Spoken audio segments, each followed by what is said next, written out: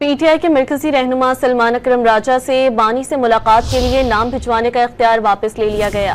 بانی سے ملاقات کے لیے 5 رکنی کمیٹی تشکیل دی جائے گی۔ کمیٹی بانی سے ملاقات کرنے والوں کے ناموں کی فہرست مرتب کرے گی۔ پاکستان تحریک انصاف کی سیاسی کمیٹی کے اجلاس کا اعلامیہ جاری کر دیا گیا، جس کے مطابق اجلاس میں ملک کی موجودہ مجموعی سیاسی اور معاشی صورتحال سمیت مختلف اہم امور پر تفصیلی گفتگو کی گئی۔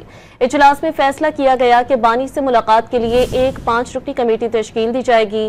یہ کمیٹی ہر منگل اور جمعرات کو بانی سے ملاقات کرنے والوں کے ناموں کی فہرست مرتب کرے گی۔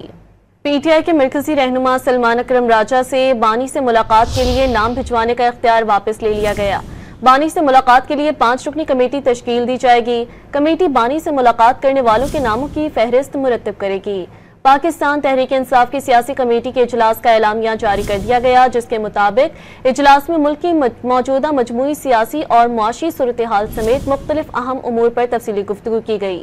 اجلاس میں فیصلہ کیا گیا کہ بانی سے ملاقات کے لیے ایک 5 رکنی کمیٹی تشکیل دی جائے گی۔ یہ کمیٹی ہر منگل اور جمعرات کو بانی سے ملاقات کرنے والوں کے ناموں کی فہرست مرتب کرے گی۔